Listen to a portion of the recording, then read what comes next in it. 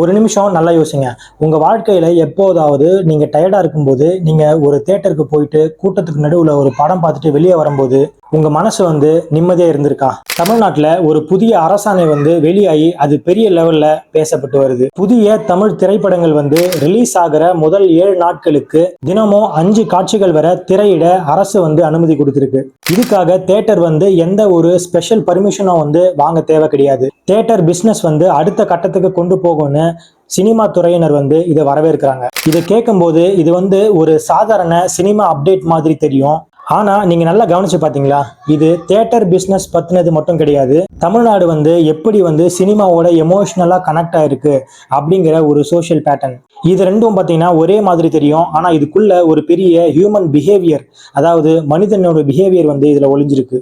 நம்மளோட daily routine, அதாவது அன்றாட வாழ்வு, அப்புறம் லோன்லினஸ், அதாவது நம்ம தனிமையா ஃபீல் பண்றது, அப்புறம் ப்ரெஷர், இதுல இருந்து நம்ம தப்பிக்க நம்ம எமோஷனை ஷேர் பண்றதுக்கு ஒரு இடம் தேவைப்படுது. ஆனா நல்லா கவனிச்சு பாத்தீங்கன்னா இங்கதான் ஒரு முக்கியமான ஒரு பேட்டர்ன் இருக்கு. இந்த 5 ஷோ முடிவு சாதாரண ஒண்ணு இல்ல. ஒருவேளை இந்த சினிமா நம்ம எமோஷனல் எஸ்கேப்பா மாற ஆரம்பிச்சா என்ன ஆகும்? வெல்கம் பேக் உண்மை மக்கள், நான் உங்க ஜெயசூர்யா. இன்னைக்கு தியேட்டர்ல டெய்லி 5 ஷோ, அதுக்கு பின்னாடி இருக்கிற உண்மையை கிளியரா தெரிஞ்சுக்கலாம். ஒரே ஒரு எக்ஸ்ட்ரா மூவிக்கு தமிழ்நாடு ஏன் இப்படி ரியாக்ட் பண்றதுன்னு தெரியுமா? இது ஒரு சினிமா அப்டேட் மட்டும் கிடையாது. இது தமிழ்நாடோட எமோஷனல் கல்ச்சரை எக்ஸ்பிளைன் பண்ற ஒரு முக்கியமான நியூஸ். ஒரு நாளைக்கு 5 ஷோ. சிலருக்கு இது பார்த்த உடனே ஒரு கொண்டாட்டமா இருக்கும், சிலருக்கு கொஞ்சம் அக்கறையா இருக்கும். ஆனா உண்மையாவே என்ன நடக்குது? தமிழ்நாட்டில் இப்போ ஒரு அனௌன்ஸ்மெண்ட், அதாவது ஒரு அறிவிப்பு ஒரு பெரிய டிஸ்கஷனா போயிட்டு இருக்கு. புதிய திரைப்படங்கள் ரிலீஸ் ஆன முதல் 7 நாட்களுக்கு தினமும் 5 ஷோ நடத்த அரசு அனுமதி கொடுத்திருக்கு.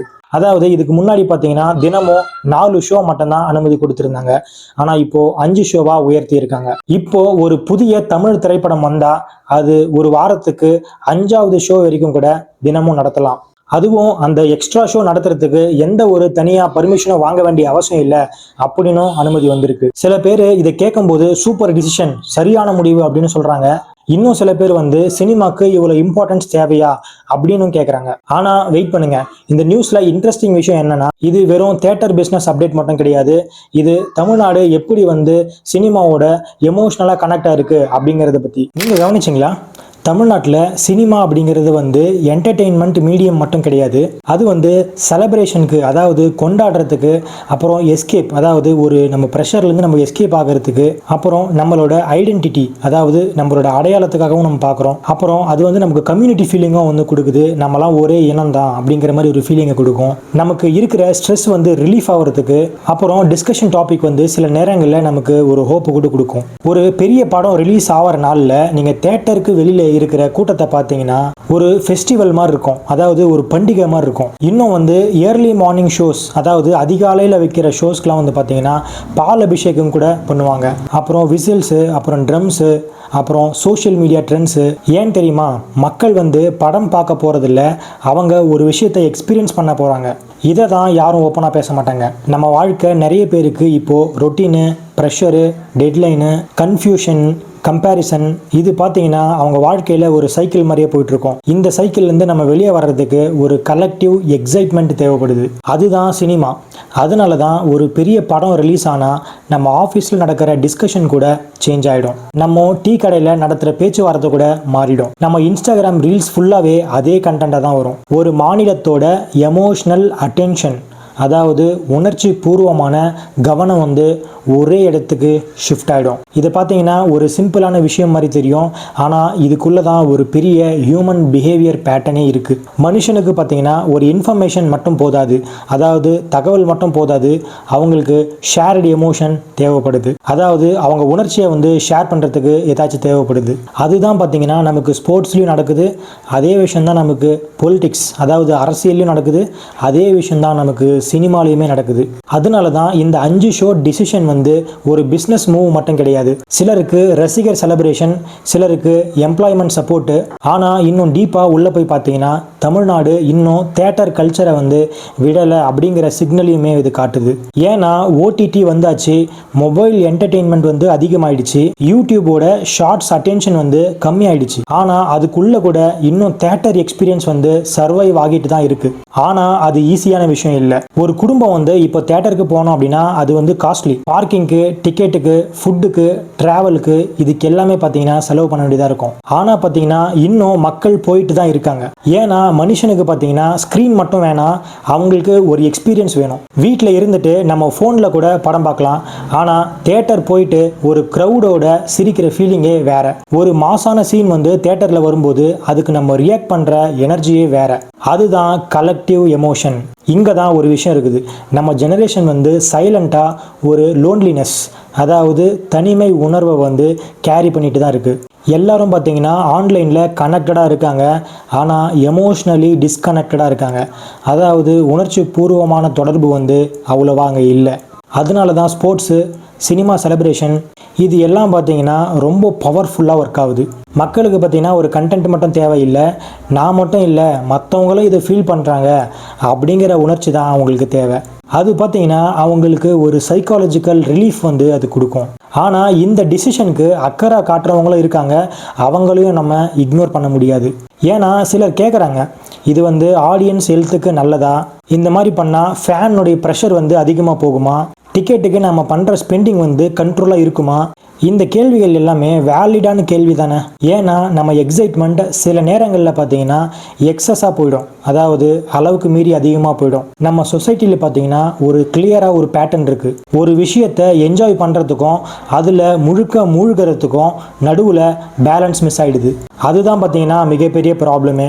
நமக்கு சினிமா வந்து ப்ராப்ளம் கிடையாது, பேலன்ஸ் இல்லாமல் போயிடுச்சுன்னா அதுதான் ப்ராப்ளம். இந்த லைன் வந்து ரொம்ப ரொம்ப இம்பார்ட்டண்ட்டான விஷயம். ஏன்னா நம்ம ஒரு படத்தை வந்து பார்க்குறது வந்து நார்மலான விஷயம், ஆனால் அதையே நம்ம ஐடென்டிட்டியாக மாற்றுறது, அதாவது அதையே நம்ம அடையாளமாக மாற்றுறது பார்த்திங்கன்னா ரொம்ப டேஞ்சரஸான விஷயம். நமக்கு படத்தில் வந்து ஒரு ஆக்டரை வந்து ரொம்ப பிடிக்கலாம், அதே மாதிரி ஒரு டைரக்டரும் பார்த்திங்கன்னா ரொம்ப இன்ஸ்பயர் பண்ணலாம். ஆனால் நம்மளோட முழு எமோஷ்னல் ஸ்டெபிலிட்டி வந்து அதுக்குள்ளே போகக்கூடாது. இந்த விஷயத்தை ஃபீல் பண்ணுற நிறைய பேர் வந்து உங்கள் ஃப்ரெண்ட் சர்க்கிள்லேயே இருப்பாங்க. ஒரு படம் ஃப்ளாப் ஆனாலுமே நம்ம மூடு வந்து டவுன் ஆகிடும். ஒரு செலிப்ரிட்டி இஷ்யூ வந்தால் அது வந்து பர்சனல் ஆங்கராக வந்துடும், அதாவது தனிப்பட்ட கோபமாகிடும். இதுதான் ஸ்லோவாக நடக்கிற மாடர்ன் எமோஷ்னல் அட்டாச்மெண்ட் கல்ச்சர். இன்னொரு சைடில் பார்த்தீங்கன்னா இந்த ஒரு விஷயத்தை தான் சோஷியல் மீடியா வந்து ஆம்ப்ளிஃபை பண்ணுது, அதாவது இன்னும் அதிகப்படுத்துது. முன்னாடிலாம் வந்து பார்த்தீங்கன்னா ஃபேன் ஃபீலிங், அதாவது நான் இவரோட ஃபேன், நான் இவங்களோட ஃபேன் அப்படிங்கிற ஃபீலிங் வந்து லோக்கல் லெவலில் மட்டும்தான் இருந்தது. ஆனால் இப்போது சோஷியல் மீடியா அல்காரிதம் வந்து 24 hours அதை ஃபியூல் பண்ணுது. ஒரு டீசர் வந்தால் ரியாக்ஷன் வீடியோஸ், ஒரு அப்டேட் வந்தால் ட்ரெண்டிங்காக இருக்கிற வார்ஸ், ஒரு கலெக்ஷன் வந்தால் கம்பேரிசன் சண்டை. மெல்ல மெல்ல பார்த்தீங்கன்னா என்டர்டெயின்மெண்ட், அதாவது பொழுதுபோக்கு அப்படிங்கிறது எமோஷ்னல் காம்படிஷன், அதாவது உணர்ச்சி பூர்வமான போட்டியாக வந்து மாறிடுது. ஆனால் வெயிட் பண்ணுங்க, சினிமாவுக்கு இன்னொரு ஆப்போசிட் சைடும் இருக்குது. சினிமா வந்து பார்த்தீங்கன்னா நிறைய பேருக்கு மோட்டிவேஷனை கொடுத்துருக்கு, நிறைய பேருக்கு பார்த்தீங்கன்னா லோன்லினஸ், அதாவது தனிமை உணர்வில் இருக்கும்போது கம்பெனி கொடுத்துருக்கு. சில மூவிஸ்லாம் லிட்ரலாக லைஃபையே சேவ் பண்ணியிருக்கு. டிப்ரெஷன் ஃபேஸில் இருந்தவங்களுக்கு ஒரு ஹோப் வந்து கொடுத்துருக்கு. அதனால் இதை நம்ம டினை பண்ண முடியாது, அதாவது தவிர்க்க முடியாது. அதனால தான் நம்ம சினிமா பார்க்கும்போது இது வந்து ஜஸ்ட் மூவி தானே அப்படின்னு சொல்லிட்டு நம்ம டிஸ்மிஸ் பண்ண முடியாது. ஏன்னா சிலருக்கு பார்த்தீங்கன்னா அது மெமரி, சிலருக்கு பார்த்தீங்கன்னா அது சைல்டுஹுட், சிலருக்கு பார்த்தீங்கன்னா ஒரு இறுக்கமான ஒரு பாண்டிங், சிலருக்கு வந்து சர்வைவல் பிரேக். அது இந்த விஷயத்தை நீங்கள் புரிஞ்சுக்கிட்டாதான் இந்த நியூஸை நீங்கள் பேலன்ஸ்டாக பார்க்க முடியும்.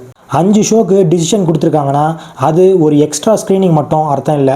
அது வந்து பார்த்தீங்கன்னா ஒரு economy, theatre workers, food stalls, parking workers, அதுக்கப்புறம் உள்ளே இருக்கிற local businesses, auto drivers, online booking platforms, இது மாதிரி பார்த்தீங்கன்னா பல லேயர்ஸ் வந்து அதுக்குள்ளே இருக்குது. ஒரு பெரிய படம் ஒன்று ரிலீஸ் ஆனால் அது ஒரு மினி எக்கனாமியை வந்து மூவ் பண்ணும். இதை தான் யாரும் முழுசாக நோட்டீஸ் பண்ண மாட்டாங்க. நமக்கு சினிமா பார்த்தீங்கன்னா ஒரு கல்ச்சர் இன்ஜின் மாதிரி தான். ஆனால் அதே மாதிரி பார்த்தீங்கன்னா ஒரு முக்கியமான ஒரு விஷயத்தை நம்ம கவனத்தில் வச்சுக்கணும். நம்ம வாழ்க்கை முழுக்க எக்ஸைட்மெண்ட் சேசிங்காக மாறக்கூடாது, அதாவது எக்ஸைட்மெண்ட்டையே தேடுற மாதிரி இருந்துடக்கூடாது. இது ரொம்ப சைலண்ட்டாக நடக்குது. ஒரு அப்டேட் முடிஞ்சால் நெக்ஸ்ட் அப்டேட்டு, ஒரு படம் முடிஞ்சால் நெக்ஸ்ட் ஹைப்பு, ஒரு ட்ரெண்டு முடிஞ்ச உடனே நெக்ஸ்ட் ட்ரெண்டு. நம்ம மைண்ட் செட்டுக்கு பார்த்தீங்கன்னா ரெஸ்ட் வந்து கிடைக்கவே கிடைக்காது. நம்மளோட அட்டென்ஷன் எக்கனாமி என்ன பண்ணுதுன்னா நம்ம எமோஷன்ஸை வந்து கண்டினியூஸ் சிமுலேஷனுக்கு பழக்கப்படுத்துது. அதனால தான் பார்த்தீங்கன்னா நம்ம நார்மல் லைஃப் வந்து நமக்கு போரிங்காக ஃபீல் ஆகுது. இந்த விஷயம் பார்த்தீங்கன்னா ரொம்ப டேஞ்சரஸான விஷயம். ஏன்னு பார்த்தீங்கன்னா நம்மளோட ரியல் வாழ்க்கை வந்து இதனால ஸ்லோவாகிடும். சினிமா ஃபாஸ்ட் ஆகிடும், ரீல்ஸ் வந்து ஃபாஸ்ட் ஆகிடும், ஆனால் நம்ம ரியல் வாழ்க்கை வந்து ஸ்லோவாகிடும். அதே மாதிரி இன்னொரு பக்கம் பார்த்தீங்கன்னா இன்டர்நெட் வந்து லவுட் ஆகிடும். இதுக்குள்ளே நம்ம பேலன்ஸ் மெயின்டைன் பண்ணுறது தான் ஒரு பெரிய சேலஞ்சு. அதனால இந்த டாப்பிக்ல இருந்து ஒரு யூஸ்ஃபுல் கிளாரிட்டி என்னன்னா, சினிமாவை வந்து நம்ம என்ஜாய் பண்ணலாம், சினிமாவை நம்ம செலிப்ரேட் பண்ணலாம், தியேட்டர் கல்ச்சரை கூட நம்ம சப்போர்ட் பண்ணலாம். ஆனால் எமோஷனல் கண்ட்ரோல் மட்டும் நம்ம கையில் இருக்கணும். நம்மளோட எமோஷனல் கண்ட்ரோல் வந்து ஒரு செலிபிரிட்டி கையிலையும் இருக்கக்கூடாது, ஒரு ட்ரெண்டு கிட்டையும் இருக்கக்கூடாது, அதே மாதிரி அல்காரிதம் கையிலுமே இருக்கக்கூடாது. இந்த ஒரு டிஃப்ரென்ஸ் நீங்கள் புரிஞ்சுக்கிட்டீங்கன்னா நமக்கு என்டர்டெயின்மெண்ட் வந்து ரொம்ப ஹெல்த்தியாக இருக்கும். இல்லைனா என்டர்டெயின்மெண்ட் வந்து எஸ்கேப் அடிக்ஷனாக மாறுறதுக்கு நிறைய வாய்ப்பு இருக்குது. இது எந்த ஒரு ஃபிலாசபியும் கிடையாது, இது நம்ம டெய்லி லைஃப்பில் நடக்கிற ஒரு ரியாலிட்டி. நீங்கள் ஒரு விஷயத்தை கவனிச்சிங்களா, நம்ம சில நேரங்கள் வந்து டயர்டாக இருக்கும்போது ஒரு நல்ல படத்தை ஒன்று பார்த்தீங்கன்னா நமக்கு லைட்டாக ஃபீல் ஆகும், மனசும் நிம்மதியாக இருக்கும். ஏன்னு பார்த்தீங்கன்னா நம்ம மைண்டுக்கு வந்து ஒரு எமோஷ்னல் ரீசெட் வந்து நடக்குது. அந்த விஷயம் வந்து நமக்கு ஹெல்த்தி தான். ஆனால் நம்ம ரியல் ப்ராப்ளமை நம்ம ஃபேஸ் பண்ணாமல் கண்டினியூஸ் டிஸ்ட்ராக்ஷன்லேயே நம்ம வாழ ஆரம்பித்தா அது வந்து கண்டிப்பாக ஒரு அன்ஹெல்த்தியான விஷயமாக தான் இருக்கும். இந்த லைனை நீங்கள் ஒரு சொசைட்டியாகவும் புரிஞ்சுக்கலாம், ஒரு இண்டிவிஜுவலாகவும் நீங்கள் புரிஞ்சுக்கலாம். அப்போ தான் நமக்கு என்டர்டெயின்மெண்ட், அதாவது பொழுதுபோக்கு அப்படிங்கிறது வந்து எந்த ஒரு டேமேஜும் இல்லாமல் நமக்கு ஒரு ஆனந்தத்தை கொடுக்கும். இந்த வீடியோவோட இன்டென்ஷன் வந்து 5 ஷோ கொடுக்கறது வந்து நல்லதா கெட்டதா அப்படின்னு சொல்லிட்டு ஜட்ஜ்மெண்ட் கொடுக்கறது இல்லை. ஆனால் இந்த நியூஸ் வந்து நம்ம சொசைட்டி பற்றி என்ன சொல்லுது, நம்ம எமோஷனல் பேட்டர்னை பற்றி என்ன காட்டுது, அந்த விஷயத்தை தான் நம்ம பார்க்கணும். ஏன்னா சில நியூஸ் வந்து பார்த்தீங்கன்னா இருக்கிற ஃபேக்ட்ஸை மட்டும் சொல்லாது, அதாவது இருக்கிற உண்மைகளை மட்டும் சொல்லாது, நம்மளையே பார்த்தீங்கன்னா ஒரு கண்ணாடி மாதிரி காட்டும். சினிமா வந்து ஒரு ஜஸ்ட் வந்து ஒரு சினிமா கிடையாது அப்படின்னு ஃபீல் பண்ணுற ஒரு ஃப்ரெண்டுக்கு இந்த வீடியோவை ஷேர் பண்ணுங்க. அவர் இந்த விஷயத்தை புரிஞ்சுக்கிட்டு தெளிவாகலாம். அவர் தெளிவாகிறதுக்கு நீங்கள் ஒரு பெரிய காரணமாக இருக்கலாம். இந்த விஷயத்தை புரிஞ்சுக்கிட்டீங்கன்னா உங்களுக்கு கிளியரான ஒரு கண்ணோட்டம் கிடைச்சிரும். கடைசியாக பார்த்தீங்கன்னா மனுஷங்களுக்கு வந்து என்டர்டெயின்மெண்ட் தேவை, ஆனால் கிளாரிட்டின்றது அதை விட ரொம்ப தேவை. எக்ஸைட்மெண்ட் வந்து நமக்கு தேவை, ஆனால் எமோஷ்னல் பேலன்ஸ் வந்து அதை விட நமக்கு தேவை. சினிமாவை நல்லா என்ஜாய் பண்ணுங்கள், ஆனால் உங்கள் வாழ்க்கையோட மெயின் கேரக்டர் நீங்கள் தான் அப்படிங்கிறத மறக்காதீங்க. ஸ்க்ரீனில் வந்து யார் வேணாலையுமே வந்து ஹீரோவாக இருக்கலாம், ஆனால் உங்கள் வாழ்க்கையில் நீங்கள் தான் ஹீரோ. இந்த மாதிரி ஹானஸ்ட்டாகவும் டீப் அண்ட் கிளியராக பேசுகிற வீடியோஸ் வந்து உங்கள்கிட்ட வரணும் அப்படின்னா நீங்கள் ஜஸ்ட் ஜெய்சூர்யா சேனலை சப்ஸ்கிரைப் பண்ணிக்கோங்க. அப்போ தான் யூடியூப் அல்காரிதம் வந்து நம்ம பண்ணுற வீடியோஸை உங்கள்கிட்ட கொண்டு வந்து சேர்க்கும், இல்லைனா சேர்க்காது. உண்மை மக்கள் போயிட்டு சப்ஸ்கிரைப் பண்ணிவிட்டு வாங்க, நான் வெயிட் பண்ணுறேன். சப்ஸ்கிரைப் பண்ணிட்டீங்களா? ஓகே. உண்மை மக்கள் நம்ம சேர்ந்து இன்னும் நிறைய விஷயங்களை கிளியர் பண்ண போகிறோம். உண்மை மக்கள், உங்கள் நாள் நல்லா போகணும், நான் இங்கே இருக்கேன், உங்களோட யோசிக்கிறேன். நான் உங்கள் ஜெயசூர்யா. இன்னும் கிளாரிட்டியோட அடுத்த வீடியோவில் சந்திப்போம். Take care.